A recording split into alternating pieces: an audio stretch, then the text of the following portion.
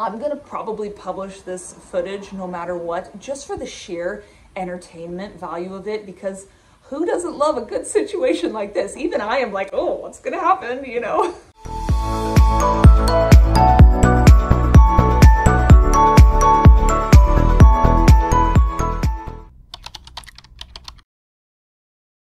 The irony that I'm sitting here filming this video right now is not lost on me, considering is how I'm about at the point of uploading on my channel the videos where I said we're stopping TTC. Like, I wonder, should I even publish those until this whole saga plays out?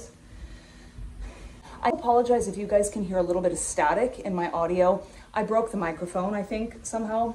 I can't be fussed to deal with it right now. But I apologize for the whiplash. I feel like I have whiplash. Back in February, we're saying, no, we're done. We don't have any more kids. We had that sort of like a pregnancy scare, for lack of a better word, when my postpartum cycles returned early. Got over that. Whew, we can move on with the family dynamic we had envisioned for us. And then if you guys watched any of my TTC videos recently, all of a sudden we had some conversations and we're like, you know what, hey, let's give it a go. It actually wouldn't be such a bad thing if we, you know, had an even number of kids. We tried for one more. So we had a couple tries, we had a couple miscarriages. The last miscarriage I had, which was just last cycle, really did a number on me, and we decided, nope, now's not the right time. Let's focus on me getting a job, let's focus on moving, let's focus on mental health, let's focus on physical health. I am recommitting to a fitness thing. Like, here I am in my freaking gym doing legs day. Okay. How do I condense this? My husband didn't pull out. My husband didn't, okay.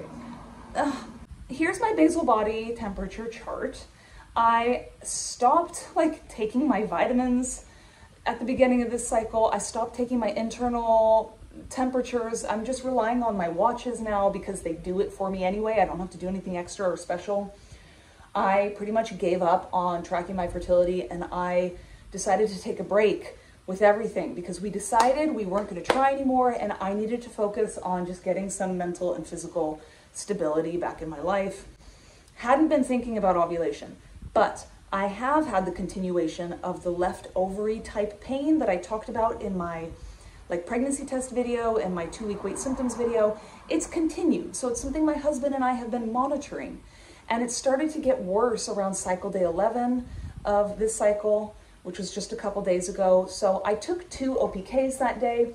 Here they are, 12 p.m., 5 p.m.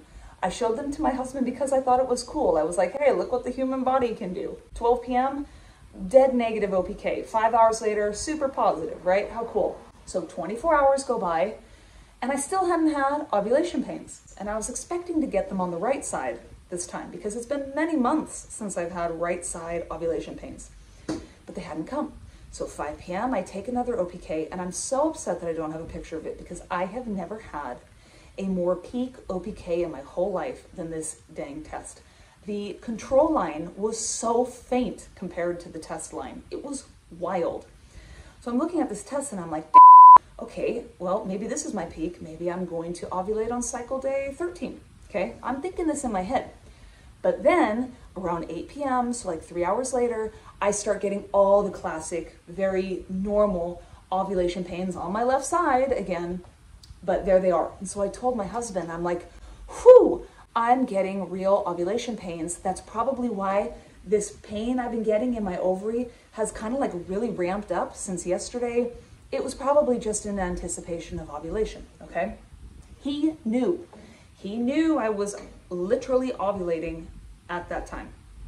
Kids go to bed, and it's been a while since we've had a chance to be intimate because our kids have been up super late lately, like 9, 10 p.m. It's been a little out of control. It's summer hours, you know? So we finally got them to bed at a normal hour that night. And so we were watching the episode of The Office. How ironic is this? We were watching the episode of The Office where Pam and Jim were giving birth to their first kid, Cecilia. And so I look over at my husband and I kind of jab him, and I'm like, hey, want to make a Cecilia also? Ha ha ha, joke, whatever. He knows now that in my heart, I still have a deep longing for that fourth baby. There will always be a place in my heart for that fourth baby. I've already envisioned it when we were TTCing. I was pregnant 2 times. 2 times I truly thought that there was a chance that we could have a fourth baby in our lives. And it's, you don't just close that. You know, once it's opened, once you feel that child in your life and in your heart, that doesn't just disappear, at least not within a matter of 2 weeks, right? We logically and psychologically made the decision to stop TTCing, but emotionally and biologically, I still have that longing, and he knows it. I've talked to him a lot about it over the past couple weeks. So all of that to say, we were intimate, whatever, and he didn't pull out. And like, that is our method between natural family planning and pulling out, or like sometimes using condoms. That's what we do. I know it's not perfect, but it's worked for us. But he very much did not pull out. And I was like, dear husband, what has just happened?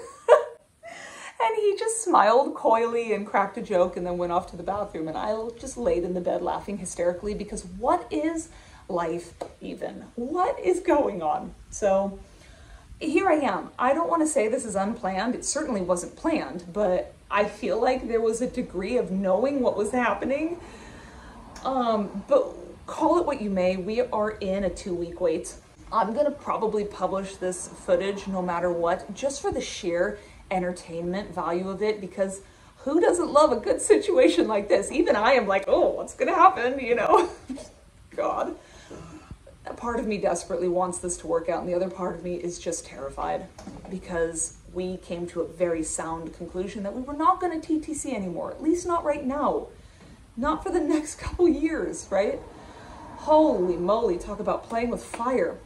Now, I will say this, the reason why I don't think we're going to conceive, the reason why I think our chances are slim to none for conceiving this cycle is because I used a very non-fertility friendly lube when we were intimate. I've talked about this before, sorry if it's TMI, but I'm just like dry down there, so it feels much better for me when we use lube. And just for the sake of practicality, I use a pre-seed applicator, and I actually will just apply some inside using the applicator before we're intimate. It's a lot less mess, and you know, like, you don't have to think about it. It's already in there, right? So like, there was definitely, it wasn't even just topical use. There was like a quantity applied directly to my cervix. So it was definitely there. And yeah, so, you know, non-fertility friendly lube, it affects the sperm's ability to swim, and it also affects the sperm's ability to capacitate. Don't ask me to tell you what that is, because I forget. I've read about it a little bit before, but there's got to be some sort of like enzyme thing that has to happen to the sperm before they're even able to fertilize an egg, whatever.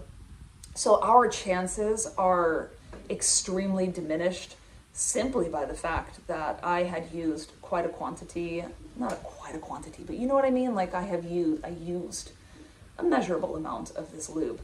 So that is like equal parts blessing and curse. I am so freaking conflicted. I don't know how to feel.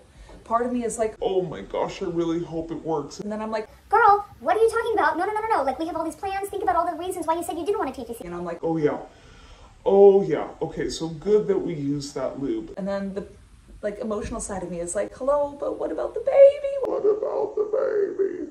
So that's where we're at right now, and it's just, it's a whole thing. It's a thing that's happening right now. I am 2 DPO today, trying not to think about it, but of course, like silently obsessing about it in my head.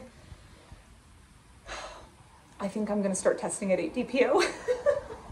I'm gonna start testing at 8 TPO. I'm gonna have fun with this, right? We are gonna have fun with this together. And I think I will start publishing these videos real time, despite the fact that I have family who occasionally watch my videos. Oh God. But I really love the community here. Like, I'm getting the comments I've been getting on my TTC videos that I published. Damn, I could have used those in the moment. I really could have used that support in the moment. So I think I'm just gonna post this real time. I should be caught up with all my backlog of videos by the time I get to a DPO and I'm able to test. So it actually, timing-wise, will probably work out really well. I got to get back to working out here, but that is the short and sweet of it. Stay tuned, because the next video you guys will see will very likely be just testing. Oh. Pray for me. Pray that whatever the outcome is, that it's good, okay? And it won't leave me scarred and traumatized. That's my hope. Otherwise, I'm giving it to God. This is going to be a God baby. If it happens, it's in God's hands. I can't do anything more about it. I'm just giving it to God. So here we go. Guys, I have to share with you the wildest thing. Like, tell me if you've heard this before. So, leading up until today, I've been getting increasingly discouraged about my odds of conceiving because of this lube we used. I mean, it's water-based, which I've read is terrible. It has a pH of 5, which is super acidic compared to the pH that sperm prefer or need to survive. You know, so it's just really looked like my odds are extremely diminished. But get this. So I got into just like a brief chat with a gal in one of my BBT charting groups in Facebook. And we got into talking about this whole situation, and she told me the craziest thing. I've never heard of this before. She says that there are the people out there who try to gender sway for a girl. They strive to create a vaginal pH of 4.5 because apparently, and I haven't done any reading on this at all, but I did do a quick Google search, and there's like a shit ton of content up there on Google that all say that this is what you should do. In fact, they say that this is the second most important thing besides timing of intercourse if you're trying for a girl. They all say you want to aim to get your vaginal pH down to 4.5.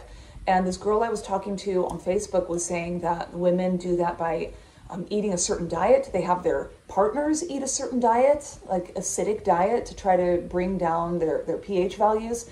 And they use certain lubricants or solutions. She said, get this, she said that she knows people in her gender swaying groups who have douched with a solution of vinegar and lemon juice to bring their pH down, and they've gotten pregnant.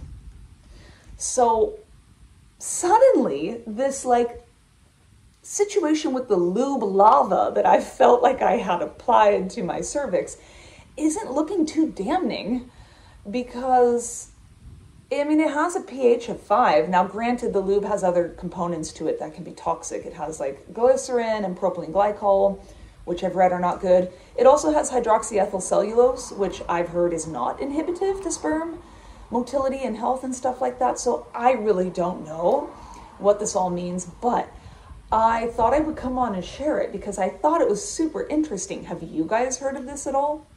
It makes me feel a little more encouraged, at least, to know that when we're talking about the pH bit, that maybe having a pH of 5 isn't as completely toxic as I thought. I read a clinical study that said that they applied a solution with a pH of 4.0 to a sample of semen, and within 60 seconds, all the sperm were immobilized, and within a handful of minutes after that, they were all dead. And that is a pH of 4.0. These girls are striving for 4.5. The lube I have was 5.0. Semen prefer like 7.5 upwards to, apparently like fertile cervical mucus can even have a pH of 14. Like it can be even that alkaline. So it's so interesting. You guys know me, I'm a nerd, okay? I'm a big time nerd, I embrace it. So I thought this was really interesting. And also even further to think that 6 of the 7 pregnancies I've had, we use pre-seed, and pre-seed has like a 7.5 pH, which is just like very sperm friendly. And we've only conceived boys. I mean, my 3 chemical pregnancies, of course, right? I'll never know the genders of those, but the 2 living kids I have were boys. The one time I didn't use pre-seed, I got a girl. So what if this whole pH thing really does, I don't know, maybe, I don't know. I don't know. I don't honestly know how that could possibly be true. Because what's the difference? An X chromosome and a Y chromosome? Why would an acidic environment favor an organism? Is sperm an organism?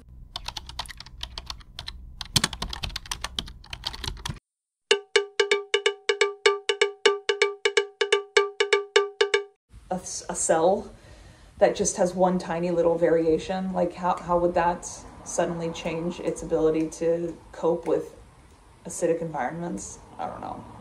Anyway, I'm putting it in this video because it's on my mind and it's got me thinking. I put up a poll on Fertility Friend in the community and just asked them, what do you think are my odds? Highly likely, moderately likely, low probability, those still possible, or Hail Mary, you know, pretty much next to nothing. And the majority of the responses was moderately likely. So I don't know if those people are just guessing or if they have personal experience or knowledge that I don't, but maybe it's not as completely damning as I once thought. I don't know. I'm 5 DPO. I'm too soon for symptoms, so stay tuned. Hey guys, it is 7 DPO, so I thought I would wrap up this video with an interesting conversation that I had with my husband yesterday, as well as sort of a quick chat about maybe some potential symptoms I'm having, although I mean, take it with a grain of salt because it's only 7 DPO. Yesterday I was in the kitchen and I was sort of subconsciously rubbing out my side, like having a pain in my side, which I'll talk about in a second. But my husband saw me and he asked me if I was having that left ovary pain still. And so I told him, no, I have not had those left ovary pains for an entire week now, thank God. But I was having some other type of pain and it was probably nothing. And so then he looks at me and he goes, Maybe one of my swimmers met its target. I haven't talked to my husband yet about the circumstances surrounding how we got ourselves into this situation yet, so I seized the opportunity and I just asked him, like, by the way, did you mean to do what you did on that day? And he laughed and said yes, which, like, of course made my heart just swell with love because, you know, it's a beautiful thing when your partner wants to have a baby, you know, I don't know. Anyway, and so I asked him then, what is our plan right now? Because I thought we were going to stop TTCing. I thought this was like something we were not going to do anymore. And the short and sweet of it is that we are going to try that thing where you, like, we're not going to prevent, basically. So we're not trying, but we're not trying. However that is going to end up looking, I don't know. But I do plan, I guess, on producing some TTC content going forward on my channel because basically, like, we're just not going to abstain. So if it happens during my fertile window, then so be it, kind of thing. But my main goal right now is still to be focusing on my strength and my health, which I'm also going to try to keep myself accountable here on this channel, produce some of that content. I really would like to diet. Like, I've got this layer of body fat that I'm just not happy with, and I would like to lean down just a little bit. So I think I'm going to keep myself accountable on YouTube on that journey, but simultaneously, I guess we're going to be doing pregnancy tests at the end of each month because I don't know. I don't know.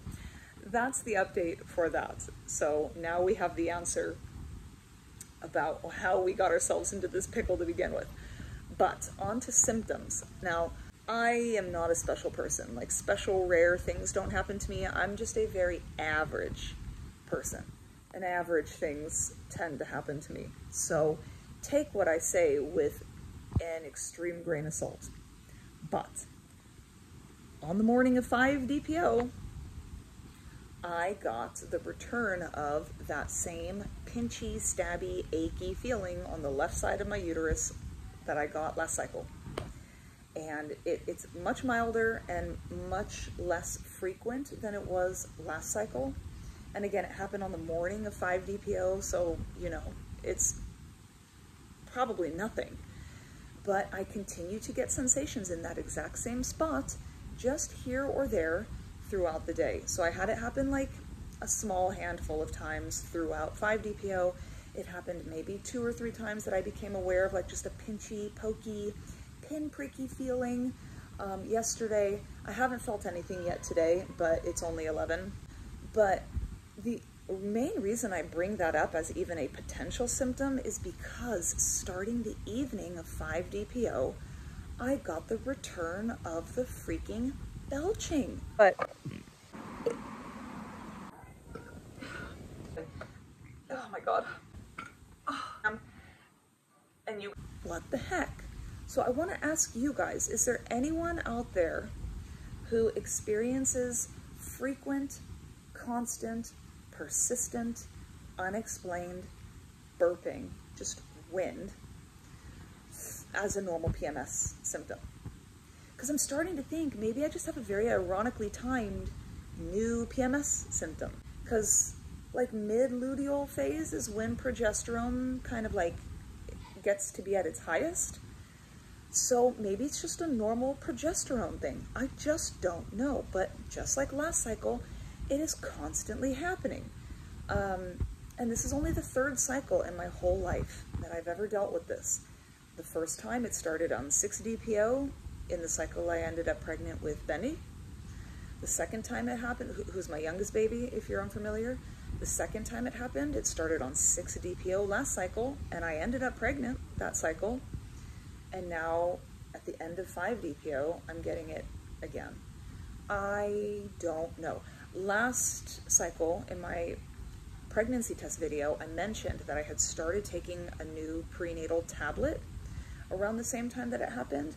So maybe that was what was causing it. I also mentioned in my pregnancy test with Bendy that I had started taking a new fish oil supplement. So maybe that's what was causing it. I'm always trying to find a reason for why it would happen. But I'm not on a new fish oil supplement, neither last cycle nor this cycle. It's the same one I've been taking every day since I was pregnant with Bendy. And in terms of the prenatal vitamin, I stopped taking all of my vitamins on cycle day 2, but I continued to have the belching until I was like cycle day 6, and my pregnancy tests were finally completely negative. And then I started retaking my vitamins on cycle day 10 because my husband said he wanted to start taking them again. And I did not get the return of the belching until 7 days later on 5-DPO.